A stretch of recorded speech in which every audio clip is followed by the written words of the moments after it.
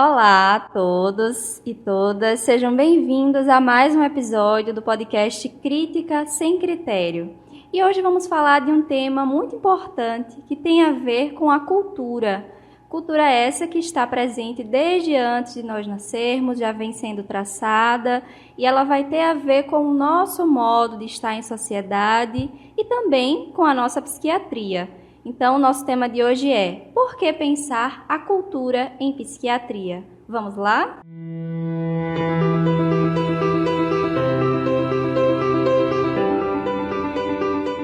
E para falar um pouco desse tema, por que pensar a cultura em psiquiatria, nós estamos com o nosso querido convidado, Diogo Ciríaco. Ele é médico psiquiatra, preceptor da residência médica em psiquiatria, da disciplina de psicopatologia. E vamos falar um pouco sobre como pensar esse contexto, esse tema da cultura na psiquiatria. E aí, para iniciar, trazendo uma tentativa de definição de Ribas e Moro, de 2006, que diz que a cultura ela não está fora do indivíduo, ela faz parte da realidade intersubjetiva, é uma condição inerente para a constituição do sujeito. Mas, na verdade, é um grande desafio, a gente tentar nomear isso. Exatamente, Tainá. Olá a todas e todos. Hoje a gente vai explorar esse conceito, que é bem rico e trazendo para a psiquiatria, O que é que para o psiquiatra ou para a psiquiatria enquanto disciplina esse conceito vai ter de importância. E aí você começou falando um pouco sobre uma possível definição e alguns elementos aí. E eu acho importante dar um gatilho inicial a essa discussão com um conceito de cultura que está num livro chamado A Interpretação das Culturas, do Geert Clifford. Não sei se é assim exatamente. Que ele diz que defende um conceito muito embasado numa definição do Max Weber, que ele diz que é um conceito essencialmente semiótico e que o homem é um animal amarrado a teias de significação e a cultura, consequentemente, são essas teias e a sua análise, Então, para pensar um pouco nisso, na cultura, nos seus desdobramentos, eu vou dar agora a palavra ao Diogo. Seja bem-vindo, Diogo. Obrigado. Obrigado, José Vitor, Tainá. Bom dia, boa tarde ou boa noite, para quem está nos ouvindo. E agradeço o espaço e a confiança para falar sobre esse tema. Eu acho um tema difícil e fundamental para pensar não só a psiquiatria, mas a nossa própria experiência de estar aqui,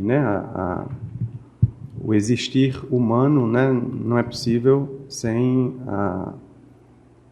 os artefatos culturais, Então, por que pensar cultura e psiquiatria? A gente teria que desmembrar, as razões, porque eu acho que tem mais de uma razão para a gente pensar a cultura dentro dessa nossa especialidade médica, Do ponto de vista filogenético do conceito cultural, é ela que nos coloca em uma condição especial em relação aos outros animais, Então, a cultura, ou os elementos simbólicos e culturais, eles representam aqui no ambiente, no mundo externo, digamos assim, da nossa existência, eles representam o nosso salto evolutivo. O nosso salto evolutivo. Então, houve um momento da passagem dos proto-sapiens, digamos assim, dos proto-homo sapiens, em que o desenvolvimento cultural garantiu a nossa permanência aqui. Então, enquanto os animais se adaptaram do ponto de vista físico, anatômico, para permanecerem aqui, aqueles que não conseguiram fazer ficaram extintos. O homem, ele garante a sua permanência aqui no planeta a partir do seu desenvolvimento, da sua capacidade de criar elementos culturais, né? De criar elementos simbólicos, né? É isso que faz com que ele permaneça, com que ele se organize em grupos, né?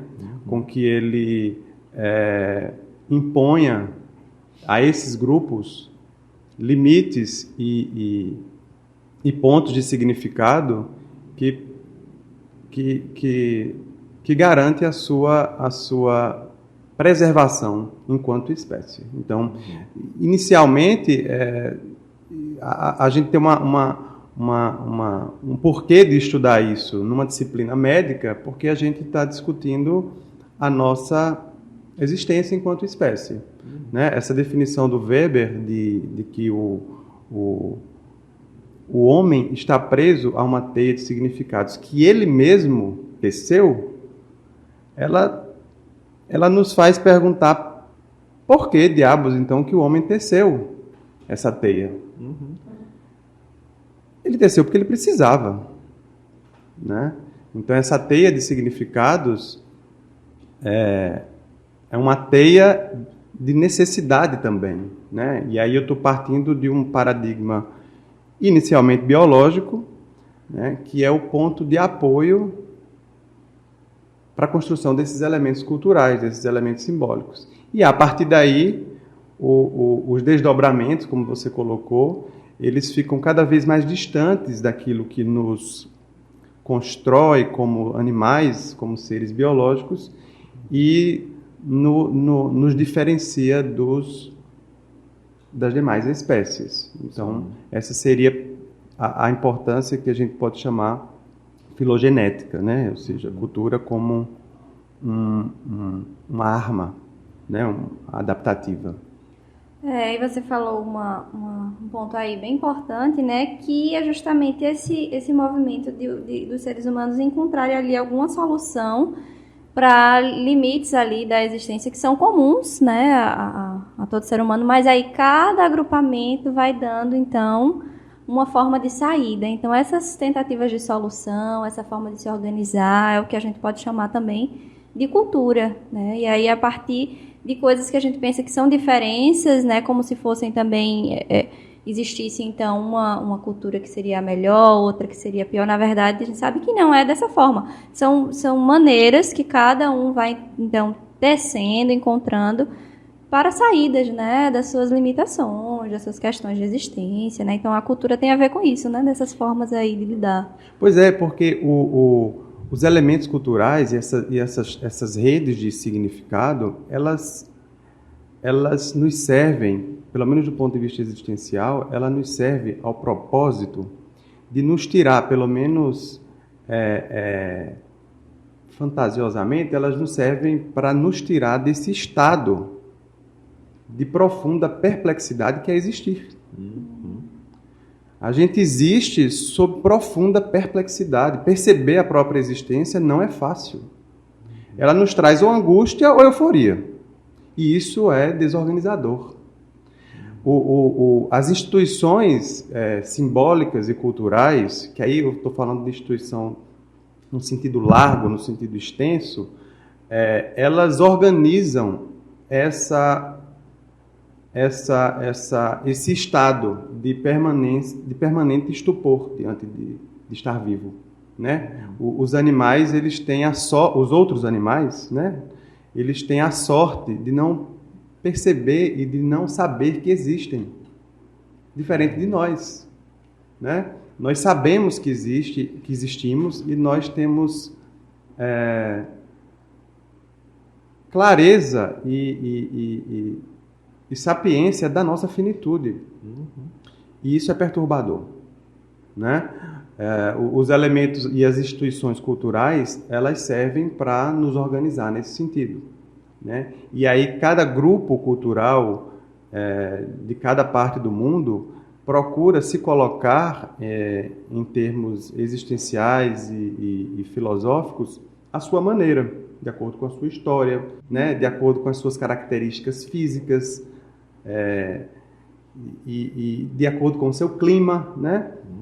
Que também tem a ver com geografia. E aí o conhecer essas instituições, que aí podem ser... Eu vou falar de instituições nesse sentido que eu mencionei, sentido largo. Eu falo, a igreja é uma instituição, a escola é uma instituição, o casamento é uma instituição. A família, né? A família é uma instituição, o amor é uma instituição, né? Então, todas essas instituições, elas surgem para tentar dar cabo desse mal-estar constante, né?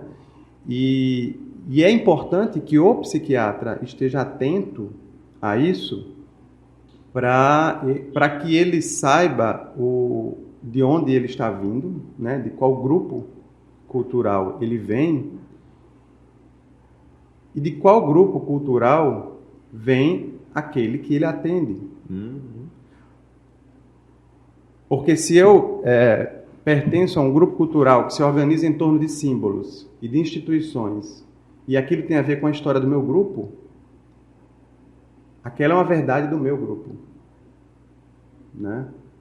Aquela verdade do meu grupo pode ser bastante diferente da verdade do grupo de quem vem em busca dos meus cuidados, por exemplo, né? Então, quando a gente diz que essas instituições elas são criadas por necessidade, nesse caso filosófica, existencial, a gente diz que as pessoas se organizam em grupos que estão em torno de um sistema de crenças, né? Então, nós vivemos em torno de um sistema comum de crenças. É isso que faz com que a gente seja uma comunidade, né? Então, é esse sistema de crenças que faz com que eu, você e a Tainá consigamos conviver e compartilhar ideias, sonhos, e compartilhar, inclusive, desavenças. Compreender isso é saber que um outro que talvez me procure como psiquiatra pode vir de um outro grupo que compartilha um outro sistema de crenças, né? E aí vem um outro conceito da antropologia que eu acho que ele é muito... Ele não só é útil, como ele é necessário ao pensar psiquiatria, que é o conceito de etnocentrismo. Então, Diogo, esse conceito de etnocentrismo que você citou é muito importante porque é isso, né? É como se fosse eu colocar os elementos da minha cultura, vamos dizer assim, as verdades ou os significados, né? O que está posto ali na minha cultura como o certo. E o que se desvia disso é errado, né? E aí isso é muito problemático porque se, por exemplo, eu, aqui na minha cultura ocidental, atendo alguém da cultura oriental com depressão, que os sintomas podem ser diferentes ou que certas crenças vão ser diferentes da minha e que eu posso achar problemáticas, mas, né, faz parte de uma outra verdade. Então eu acho que esse conceito é muito importante para a gente pensar a nossa vida como um todo, nossas relações, porque a gente, mesmo fora da clínica, pode, né, acabar se relacionando com pessoas de cultura diferente, como também num atendimento, que isso pode se colocar, e às vezes não precisa ir tão longe, né? Eu falei da cultura oriental, mas a gente pode, por exemplo, atender alguém de uma classe social diferente da gente, que mora em uma cidade diferente da gente, né? Ou a gente ir a uma outra cidade, é muito comum, né, quando a gente se forma em cidades do interior, dos estados onde a gente se forma, atender pessoas que têm ali todo um sistema de crenças diferente da gente, e até o modo de falar sobre o seu sofrimento, né, da sua doença, por exemplo. Chegar com a expressão corpo remoso. E aí? E agora para eu diagnosticar? Porque na faculdade não me deram esse signo, né? Que signo é esse? Que eu vou juntar ali para fazer um diagnóstico. Então é importante ter em mente que o etnocentrismo é problemático porque muitas vezes eu vou precisar trazer os elementos da outra cultura até para o meu fazer clínico, né? E quando eu falo dessa coisa da nomeação, eu entro numa outra questão que eu acho importante que você falou, sobre os significados e como é que isso é compartilhado dentro da cultura, né? Isso justamente vai ser possível a partir da via da linguagem, Sim. né? Que o Roque Laraia, no livro Cultura, um conceito antropológico, ele coloca que a linguagem é um produto da cultura, né? Então, para que a gente possa ter uma cultura e compartilhar, né, os significados dessa teia que a gente falou, é preciso que a linguagem aconteça, exista, né? E, diferente de outras espécies, a gente fala. Sim. Né? As outras espécies até têm uns sons característicos, né, e tal, e até uma forma de comunicação, mas a linguagem, assim como a gente conhece, essa linguagem que a gente está usando aqui, por exemplo, só o ser humano tem, né? E também, assim, é um ponto, assim, de reflexão e de estudo de muitos teóricos, né? Quando é que veio, quando é que surgiu, até onde eu sei não existe uma resposta para isso, mas quando você falou do salto evolutivo, eu também lembrei que o Roque Laraia e outros autores, até o Freud, né, na obra dele, que ele tem alguns textos antropológicos, né, ele fala sobre esse marco de o olfato parar de ter uma primazia no ser humano e a visão e o tato começar a ter uma outra importância que não tinha antes e surgir um mundo tridimensional para o ser humano e surgir esse mundo que ele pode fazer modificações dentro desse mundo e que ele pode falar desse mundo, né? E produzir significados desse mundo. E aí isso é muito interessante para a gente até pensar na cultura como algo que cria a realidade que a gente está inserido, né? A partir do momento que a gente fala das coisas, elas têm elas ganham um corpo.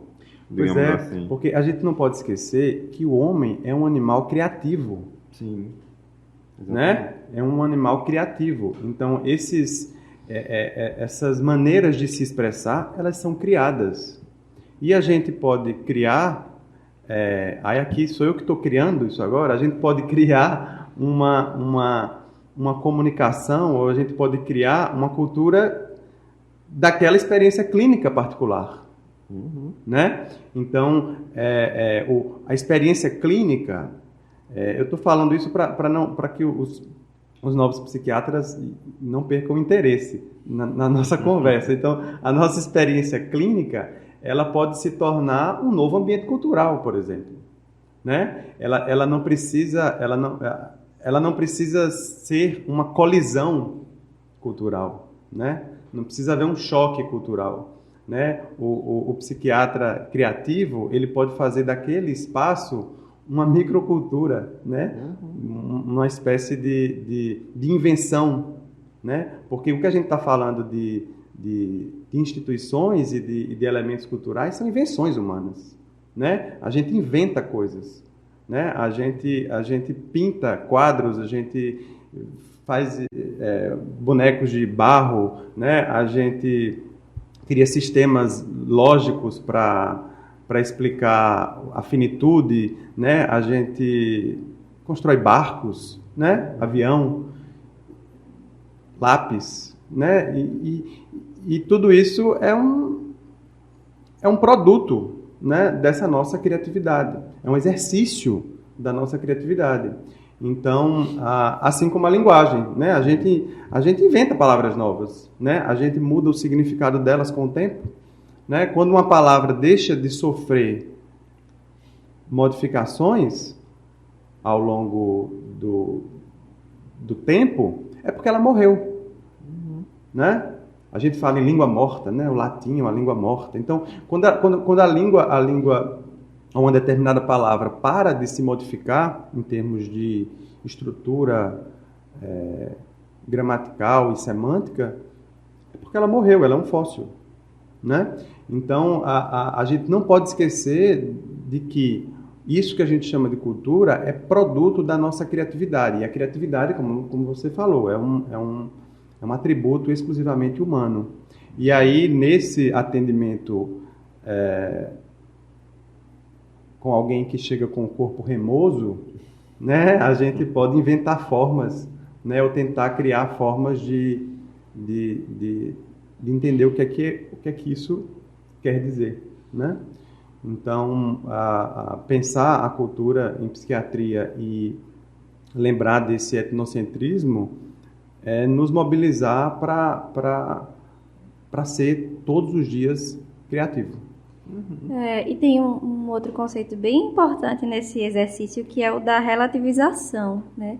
Porque senão a gente corre o risco justamente de pensar essa diferença como hierarquia, que é quando a gente recai no etnocentrismo.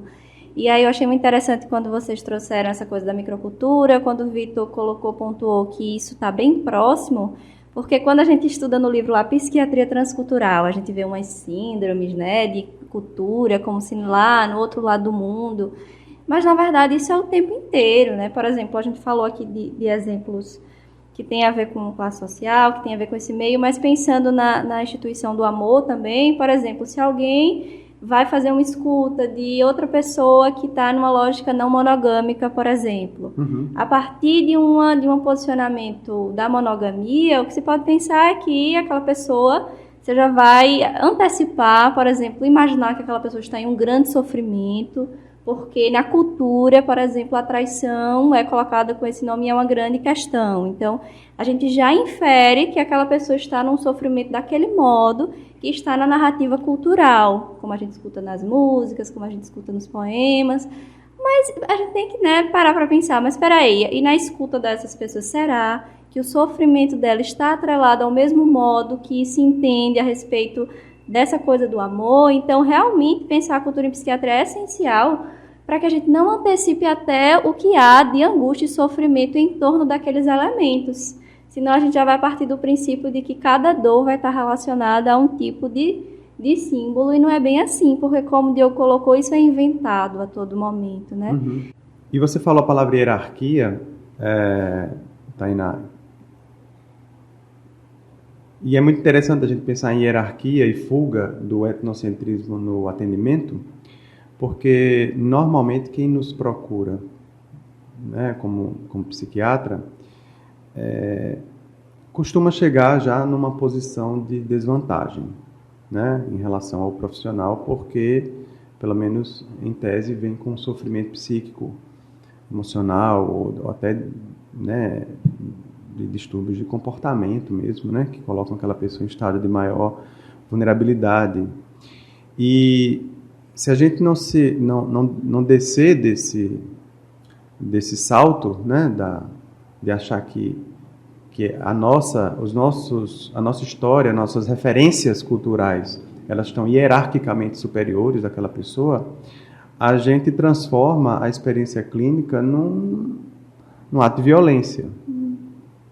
Né? A gente reatualiza violências culturais sofridas por aquele grupo, né? Sofridas por aquelas pessoas que costumam pensar ou ter um sistema de crenças diferentes da média de quem manda, né? Então, pensar nesse sentido de hierarquia deve nos mobilizar a evitar esse ato de violência, né? Então, a gente pode pensar né, ou deixar a pergunta assim, o que é possível refletir em torno das referências e do significado e do porquê dos elementos culturais, para não transformar o atendimento clínico numa rinha. Bem, então vamos ficar com essa pergunta, né, para a gente dar continuidade. Quando a gente tem aqui um convidado, a gente sempre estende, né, para um próximo episódio, para que a gente possa colocar um pouco mais alguns apontamentos. Então vamos encerrar por aqui hoje e a gente espera que vocês fiquem com a gente até o próximo episódio. Até a próxima. Obrigado, Diogo. E Diogo vai continuar com a gente, né? Até o próximo. Até a próxima.